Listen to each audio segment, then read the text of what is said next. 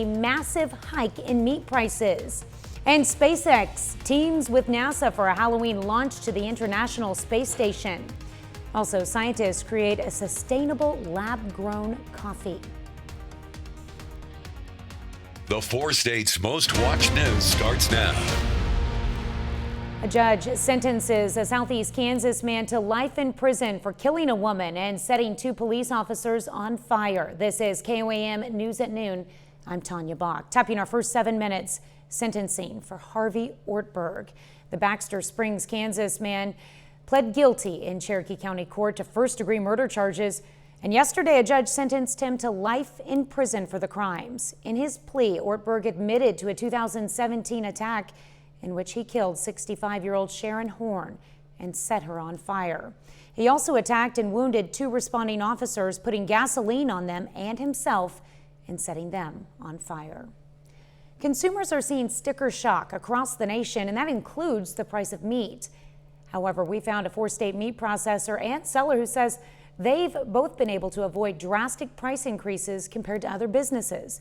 KOAM's Mike Mahoney spoke to management at S&J Processing and the Old Hickory Smokehouse to learn more.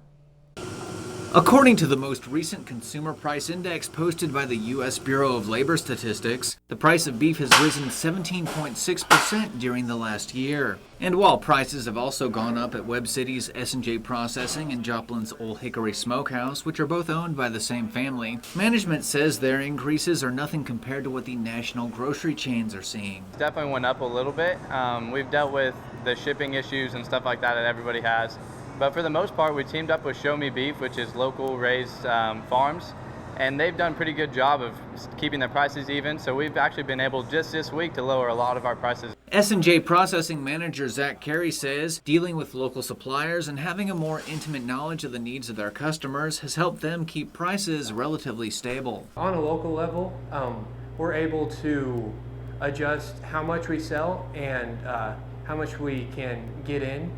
And we can develop relationships with our customers so that we kind of know how much is going to be purchased. These meat sellers may have been able to exert more control over their prices by dealing with local livestock and cutting out the middleman, but S&J is still trying to overcome a backlog of meat to be processed due to shortages caused by the pandemic. So we've gone down to about 6 months, but it is still a much longer waiting list than normal before the pandemic. In Webb City and Joplin, Mike Mahoney, KOAM News. According to the USDA Economic Research Service, wholesale beef prices could rise as much as 20% by the end of the year. We'll say goodbye to the rain just in time for the weekend. Michael Hayslip joins us with a first look at the forecast. It's over. It's over. And I apologize. I did not mean to, I did not mean to do like a President Nixon and then say it's over. It was a combo Richard Nixon, Gerald Ford kind of moment right there. No, our reign is over. That is the great thing about it. And the amazing thing, Tanya, is we escaped all this with one flood watch that lasted for merely 1 day. That's it, despite the fact that at times we saw anywhere from 5.5 to 6 inches of rain accumulate in the central portion of the 4 states. Our temperatures, that's about the same thing that we saw when we were doing the KOAM morning news. And that's because even though the rain is gone, our heavy cloud cover persists, and also too, the wind will not die down throughout the course of the day. Look at Independence still kicking up 25 miles per hour, 17 in Grove and 18 in Joplin. But the nice thing is the majority of the systems now moved east of the Mississippi River. So as we work into a Friday evening and nighttime, we're actually going to see the clouds move off to the east. That poses another problem as we work into Saturday morning. Our temperatures are going to drop down into the 30s. Now is the time to grab those plants off the front porch and get them either inside or in the garage. Now, Saturday afternoon is going to be delightful. We're going to roll 60s throughout the afternoon hours. And as we transition into a Halloween Sunday, more delightful temperatures and great weather for the kids as they go trick-or-treating. Coming up here in just a little bit, Tanya, let's go ahead and go in depth on our Halloween forecast. And also, too, now that the rain is done, let's let's finalize those numbers that we've had since Saturday. Oh yeah, they're going to be pretty high.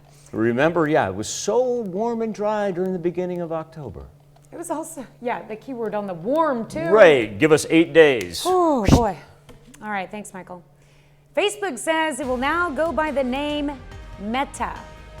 CEO Mark Zuckerberg says the rebrand means we're now entering a new era of the web, one where we spend more time in virtual worlds.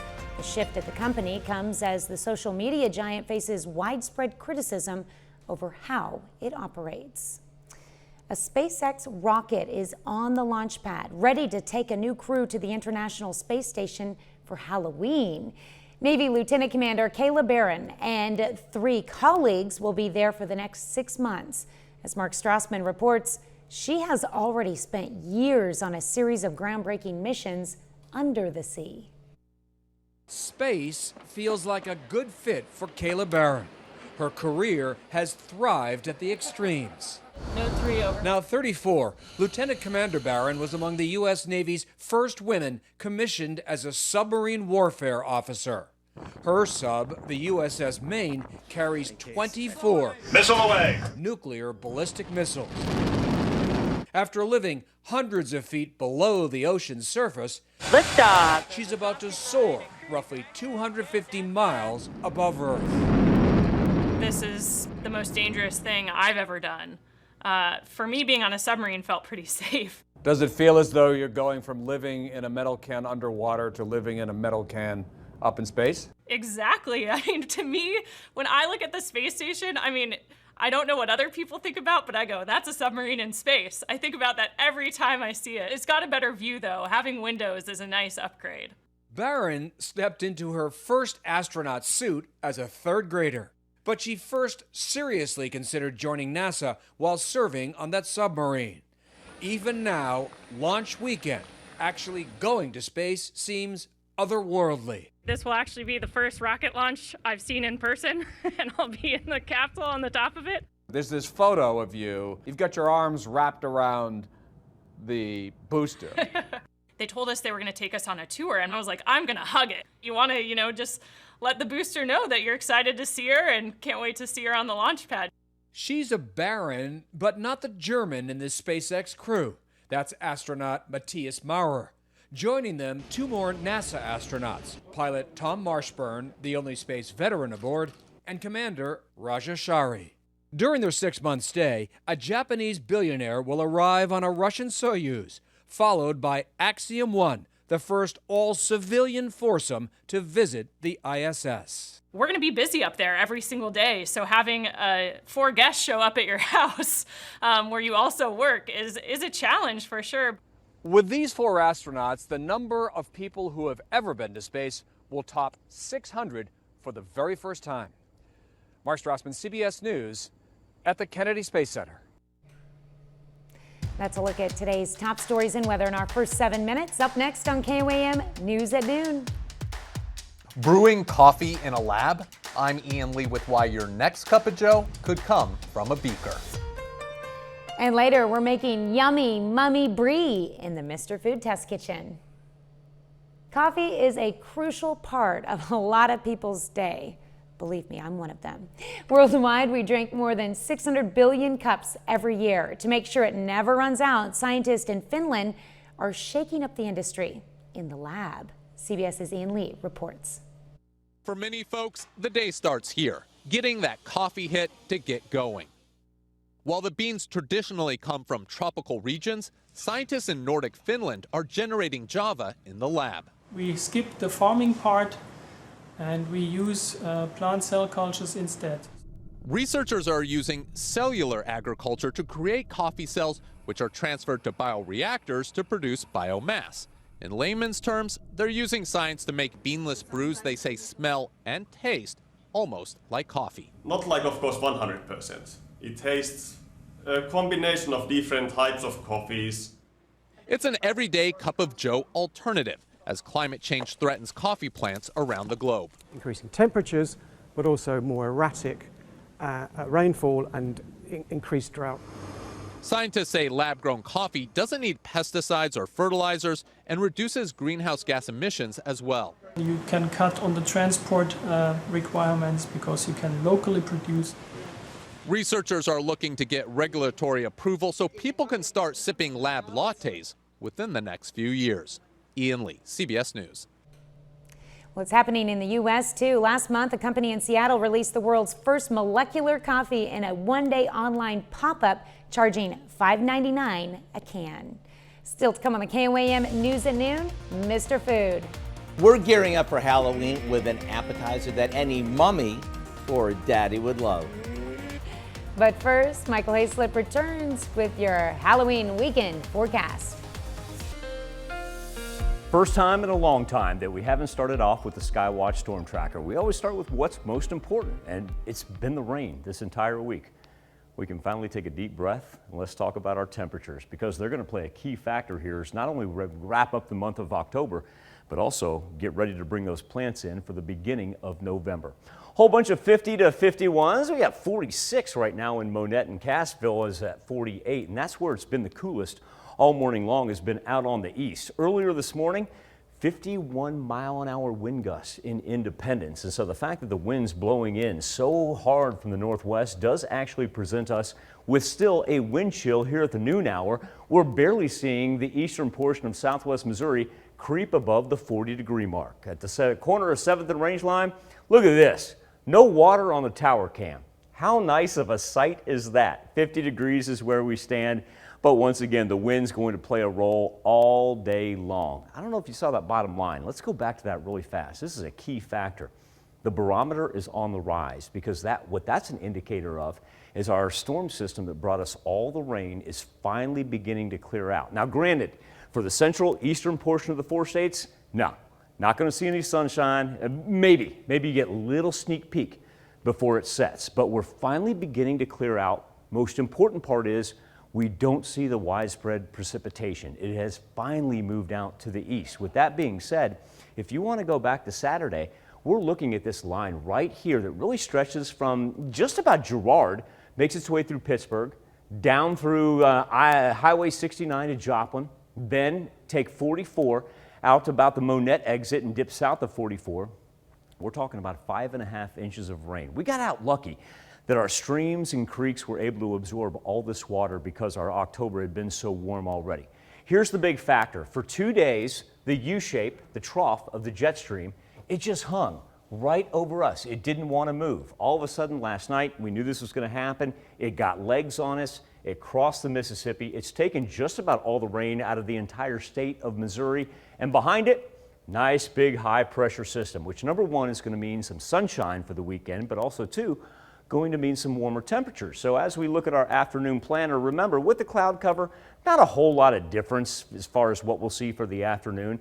But for those of you, and whether it be high school football or just getting out and enjoying a late October weekend, maybe you've got Halloween party plans. By the time we get to about 7 o'clock, temperatures high 40s, low 50s. Northwest wind is still going to be there, but our travel conditions are looking absolutely pristine. Don't need to worry about any flooding, haven't had any reports of that, and no future rain as far as we're going to have until the beginning of November. That being said, as we dip into Saturday morning, look at how cold we're getting. Now, I want to point something out here. As we talk about where our frost advisories are, yeah, we're actually going to have some frost advisories. It's going to be for southeast Kansas. The interesting portion about that is that everybody is going to be cooled off. Even if you're living in the central, even if you're living in the east, where you don't have those frost advisories, those are kind of encompassed right in here. I'd still bring the plants in. It's about that time. Let's dip into what we're going to have for Halloween. Kids are going to love it. It's going to be absolutely gorgeous during the day. If you got small ones, they want to go out early. If you got the older ones and they want to go out later, now look at this. We're talking about temperatures that are going to top out in the mid 60s. When they get ready to rock and roll the costumes, completely comfortable, no weather worries. But Tanya, here's one thing I want to stress. We always joke about me being the weather guy that's glass half empty. Look at what we've got coming up for November and those overnight lows. Thought frost advisories were something else. How about we begin to talk about freeze warnings by the time we get to the middle of next week? We just ran a story this morning about the price of natural gas going up too. Not liking that. Oh, I don't even I want know, to I think felt of it. I that. felt I it don't when want you to think said of it. it. Yeah. All right, well, bundle up, folks. Enjoy the weekend. We take this time to honor today's four-state hero, Tech Sergeant Chris McLean in the U.S. Army. The Neodesha, Kansas native joined the 90th Operations Support Squadron in 1991. He served tours in Saudi Arabia, Kuwait, Afghanistan, earning a number of honors. Among them, the Expert Marksman Medal, 3 Outstanding Unit Medals, and the Air Force Expeditionary Medal. To Tech Sergeant Chris McLean, we thank you, our four-state hero. Looking for something fun for your Halloween party this weekend? Today, Howard shows us how to make a yummy mummy brie in the Mr. Food Test Kitchen. We love celebrating Halloween here in the Test Kitchen. After all, when else do we get to dress up a little wacky? Plus, we love making foods that taste amazing, yet they'll scare the gajeebies out of you. Today, we have a new recipe that's perfect whether you're hosting a Halloween bash or you want to bring something special back to the office or to the pyramids. It's a mummy wrap brie, and it goes together like this. The first thing we do is split a brie in half and spoon some raspberry jam over the center of it. Now, we place the top back on and set it aside. Then, we place a sheet of thawed puff pastry on a cutting board and cut it into half-inch strips. These are going to be the mummy's bandages. Next, we wrap the brie with our so-called bandages until it's covered. Well, everything except for a small area around what'll be the eyes. We brush it with an egg wash and into the oven it goes. When it comes out all golden and melty, we add some eyes and it's ready to serve. When you cut into it, it'll ooze with cheesy goodness. To get the recipe for our yummy mummy brie, as well as lots of other spooky favorites, all you need to do is visit our website. I'm Howard of the Mr. Food Test Kitchen with Kelly. Can't find your mouth, can you? Where today we found a yummy mummy way for you to say, ooh, it's so good. Looks good. Here's a look at our four-state market prices.